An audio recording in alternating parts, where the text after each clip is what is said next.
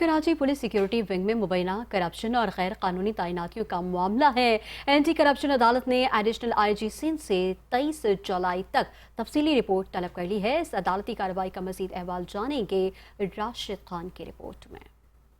کراچی میں anti corruption court نے Karachi police کے سیکورٹی ونگ میں مبینہ بڑے پیمانے پر کرپشن، پولیس اہلکاروں کو بااثر شخصیات، بلڈرز اور کاروباری افراد کی غیر قانونی سیکورٹی پر تعینات کرنے، سرکاری اختیارات اور وسائل کے مبینہ غلط استعمال سے متعلق دائر براہ راست شکایت پر ایڈیشنل آئی جی سندھ سے 23 جولائی تک تفصیلی رپورٹ طلب کر لی ہے۔ اسپیشل جج اینٹی کرپشن محمد امین اللہ صدیقی کے روبرو وکیل غلام اکبر جتوئی نے درخواست میں موقف اختیار کیا کہ سیکورٹی ونگ کے 100 سے زائد اہلکاروں کو مبینہ طور پر غیر قانونی طور پر نجی شخصیات کی سیکورٹی پر تعینات کیا گیا، جہاں ہر اہلکار سے 25,000 سے 1 لاکھ روپے تک مبینہ غیر قانونی وصولیاں کی جاتی ہیں، جبکہ متعدد اہلکار سرکاری ڈیوٹی سے غیر حاضر رہ کر نجی ملازمتیں کرنے کے باوجود سرکاری تنخواہیں وصول کر رہے ہیں، جس سے قومی خزانے اور عوامی سیکورٹی کو نقصان پہنچ رہا ہے۔ درخواست میں D I G security doctor Maqsood Memon, S P security 1 Mahmood Rajput سمیت دیگر افسران اور اہلکاروں کو نامزد کرتے ہوئے پوسٹنگز، حاضری ریکارڈ، ادائیگیوں اور تعیناتیوں کا مکمل آڈٹ، مبینہ غیر قانونی مالی معاملات کی تحقیقات اور ذمہ داروں کے خلاف قانونی کارروائی کی استدعا کی گئی ہے۔